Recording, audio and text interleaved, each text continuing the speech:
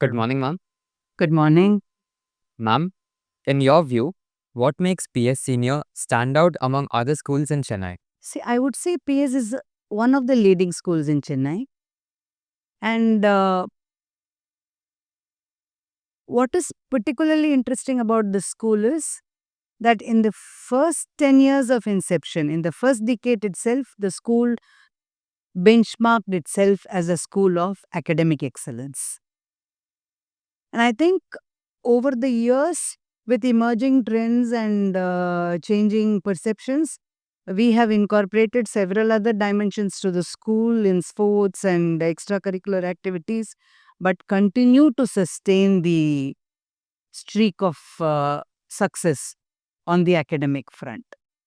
I think that comes from a core vision of the school, which lies in uh, the focus with which the school systems and processes are structured towards achieving the goal of excellence in whatever we pursue. Thank you, ma'am. Uh, what challenges did the school face during your tenure as the principal and how were they addressed? See, I would say we are all a product of the times we live in, right? Each decade has its challenges. So in the 80s, it was something, in the 90s, it was something, in 2000s, it was something, and 2010 onwards, it was something else. Today, it's a new dimension, right? It's not as if the challenges are more or less.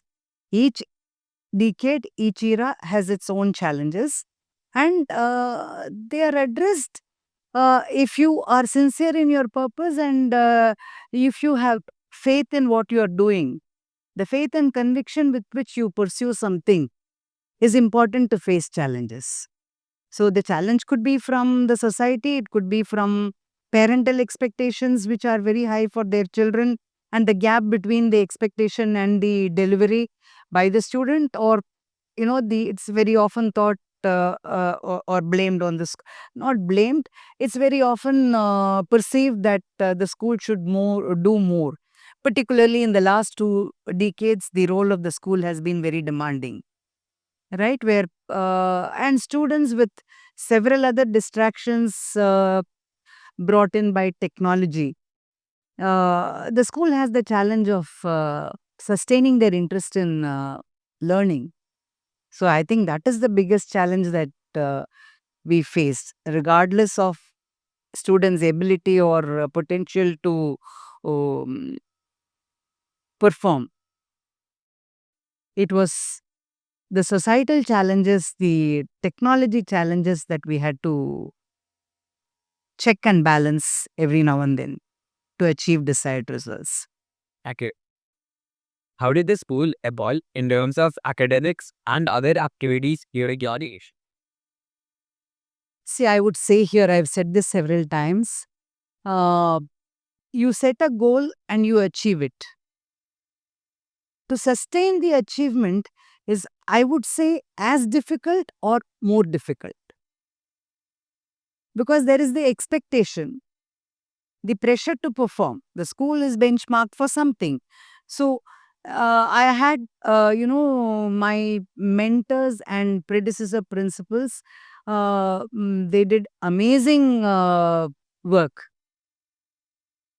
The founder correspondent Sri P.C. Shekhar and Sri A.R. Jagannathan, and in my time, Sri N. Radhakrishnan. From the management to the principals, every one of them, their vision for the school was so high. So we had to keep pushing ourselves to do more and more. And I kind of, took over in an era where uh, both parents and students were looking for something more than academics. So you had to diversify. At the same time, not lose your um, core focus or purpose. Right? So balancing was a big act, and so we did well, continue to do well in academics. There were, top rankers in IIT. Prashant, I think, was J9 in 2009, and several other. Shruti Sridhar went to astrophysics. Prashant Mahesh did well in Asian Circuit of Informatics Practices, and there was a Biology Olympiad, Nandan scored, and importantly, International Debating Circuit. It was all the effort of the correspondent Sri N. Radhakrishnan, who kind of formed a city debating circuit with the initiative of Ramco Group, the chairman of Ramco Group, who selected students from across city schools and conducted weekly debates every Saturday, every Sunday, and finally, the selected shortlisted few were trained by coaches from England, and a few team of 4, I think, was selected for the European Union international debating circuits from 2011 to 2014. I think not 2016 we had Dhruva Bhatt going 3 consecutive years. Sriram accompanying him. Once 2 of our students were selected in that a small team of 4. And then Ilakya, one in the Asian circuit, Anirudh, 2000, class of 2019 they went in 2019, Ilakya and Anirudh. So I think that was a new dimension. In fact, I would say Dhruva had his board exams coming up. His board practicals was in the second week of February, and the debate got over only in the first week of February. Right, he almost landed and reached the school on time for the board practicals. So that's how students push themselves to balance both, which secured them, recognition. He got into Harvard, and say it was all meaningful. So it was an era when all this was necessary, that big balancing that the schools did, and the opportunities. And I should credit the teachers, who worked tirelessly with them. They would, sometimes past midnight also they will be discussing among themselves for the topics of the for the next week. And all credit to the teachers. I can, the management or the principal can start an initiative, but the success of the initiative lies entirely in the hands of the teachers, who take it forward with commitment and motivation, and the students, of course, who participate with enthusiasm and put in a lot of effort. Ma'am, you placed a lot of emphasis on debating, and I believe it was under your tenure that we hosted the very first edition of PSMUN in 2013, where I believe Mr. Vishal Vasant Kumar was the head of the 2012 or 13. He acted as the first head of the organizing committee, and it was under your leadership that MUNs started in our school. So, how was the experience beginning the very first edition of PS Manman? It was great, and I would say it was a, other than, giving the go ahead signal and providing the infrastructure support, it was an all student initiative. They were, went to teachers, schools which had the experience of conducting MUN, and gathered a lot of input. Vishal and Bharat Balaji of the next year, he was a good debater too, in the city level. If Bharat went for a debate and, landmark or wherever, we would come back with the trophy. Personally, in fact, some other school, they've asked me to find out if some of our students, past students, can help them start the moon. Couple of schools I work with in outside Chennai. I do some academic support for them. So they said if so, I have been contacting Bharat Virar. Vishal is in UK now, but it was great. The enthusiasm, and it continued in subsequent years also. And I think that is a great thing to expose students to. Ashwin Chanbag was there, and subsequent batches every year.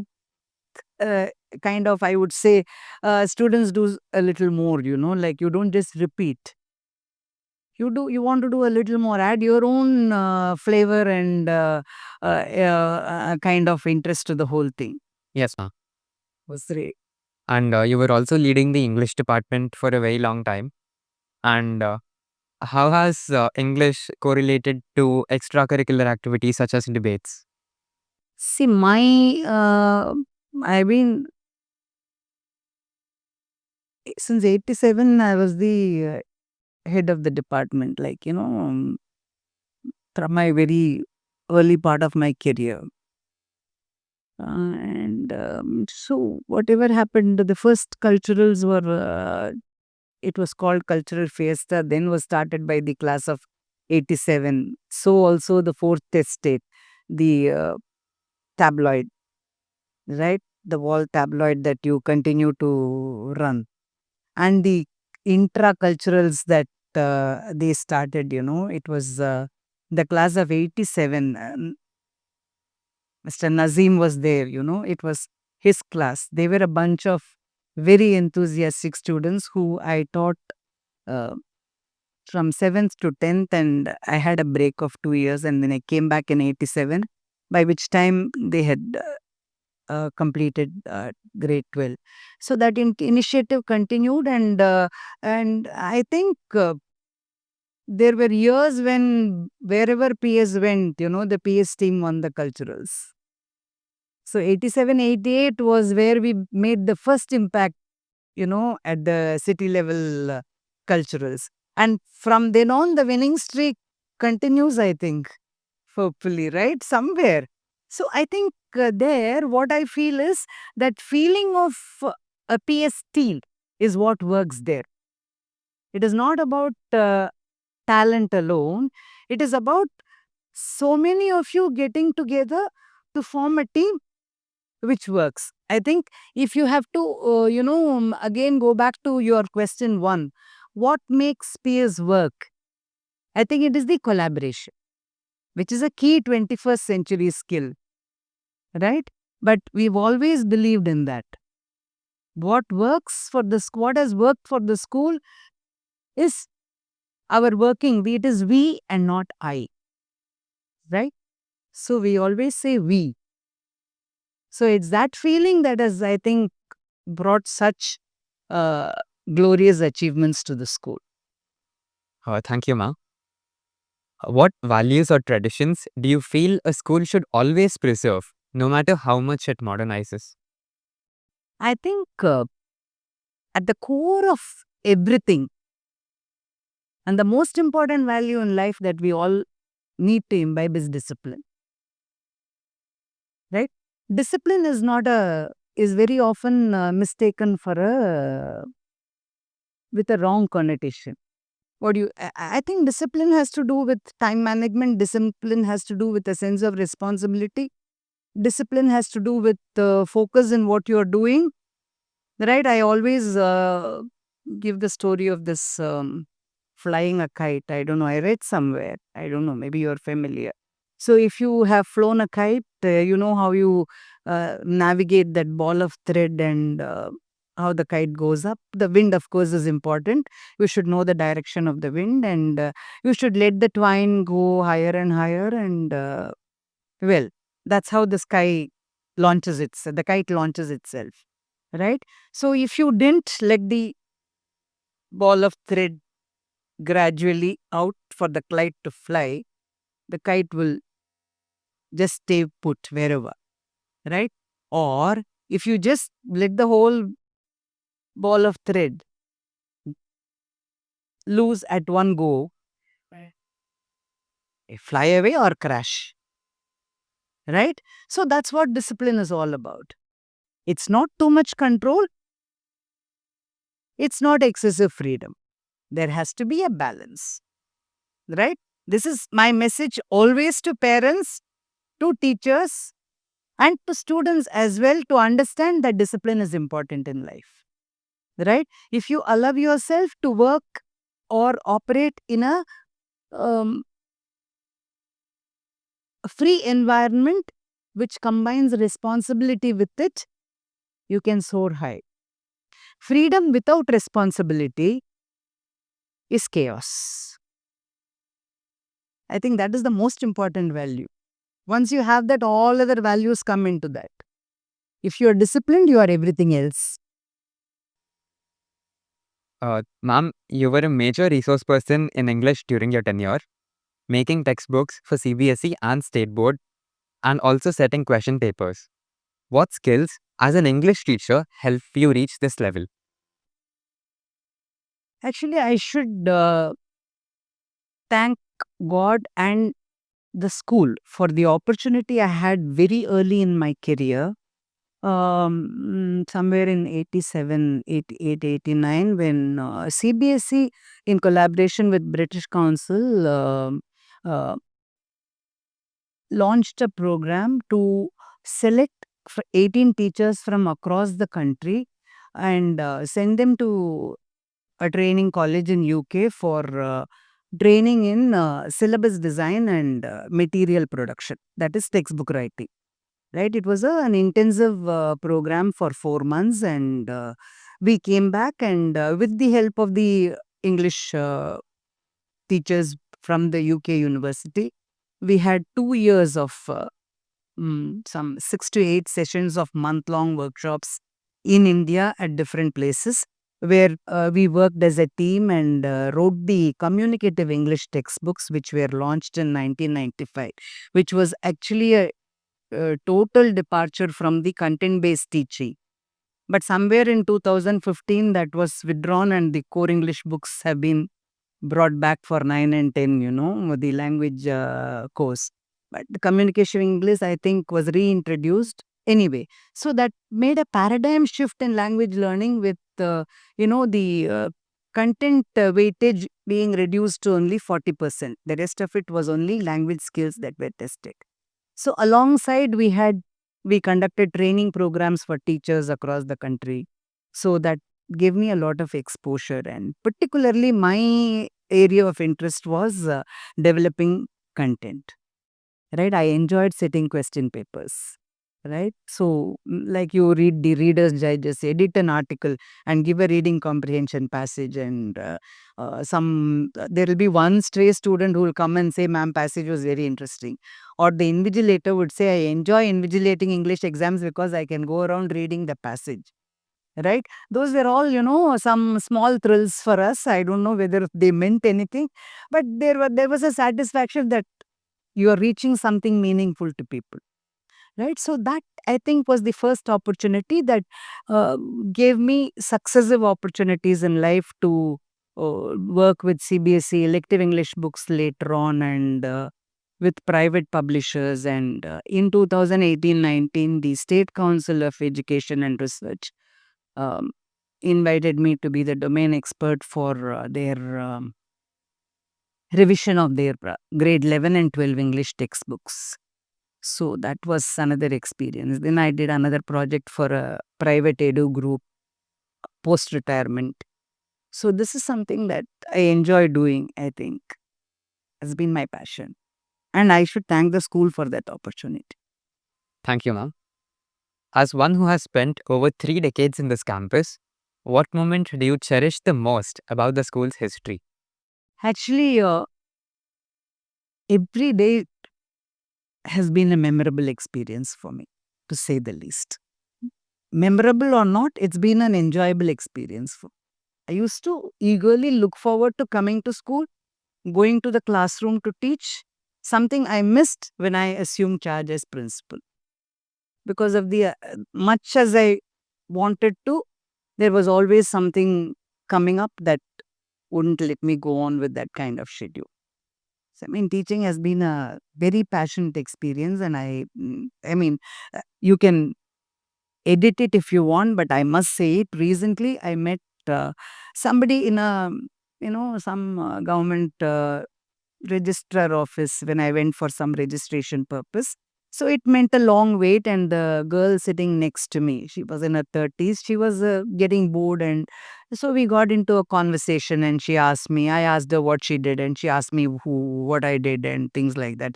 I said, I'm a teacher. She said, where? PS. And then her eyes grew. I said, PS, ma'am. Yeah. I said, which subject? I said, English. Then he said, give me a moment. And then she went out and came back with the phone and gave the phone to me and said, my husband wants to talk to you. Right? I said, okay. I said, ma'am, I'm Sriram, class of 95, ma'am. I remembered, right? So I said, hi, Sriram, how are you? And he said, whatever about him. And then he said, man, I still remember the lesson, The Foghorn. It was a piece of science fiction about a lonely dinosaur uh, which is caught in the depths of the sea. The rest of the species is extinct. It's lying in the depths of the sea waiting for a companion. Right? It hears the foghorn on a winter night. So comes from the depths, eagerly, anxiously waiting to find its companion, only to find a light flashing and a horn sounding. So it goes back angry, sad, disappointed. Right? So it has something, it is a piece of science fiction by Ray Bradbury. It has something to do with extinct species. What if only one of it survived somewhere? And how would it fit in a world like this thousands of years later? Right? Or the long wait for a companion, or loneliness. You can relate it to human life, you can relate it to extinct species. There is so much to explore, but very few students would appreciate that kind of a story. Many would say, ma'am, enna ma'am idu? You are teaching this so passionately. What's in this story? Right? And I was so happy. This was 1995 and this is 2025. Right? So many years later, that student remembers the story and the discussions he had, and he said, ma'am, that was a memorable session. Right? I think that's much more than any reward any teacher can look for. If your teaching has reached a student the way you want it to reach, I think that's the best thing that can happen to anybody. Following up about the same, ma'am, could you please share why you selected teaching as a career? Actually, I chanced upon it, in the sense there were several options, and my father was more ambitious for me about preparing for IAS or trying law and things like that. And just finished my MA, and I had not even got my degree. And there was a vacancy, applied and came in. And I think here I owe it to my first batch of students, right? 1981, the grade 7 and 8 that I taught, with whom I am still in touch, right? So they made teaching seem so interesting to me that I learnt along with them. 7, 8, 9, 10, I went up with them, and every year I became a better teacher. I learned to teach better, I learned to interact better, and I think I have learnt a lot from my students as well. I knew what to give them, understanding them. Like that's then there was no looking back at all. The first year was a trial, try my hand at something, right? No particular reason. Ma'am, from chancing upon teaching to winning the national award in 2014, could you please give us a short insight of how you have evolved as a teacher throughout the decades? Yes, that's what I said. I was raw, right?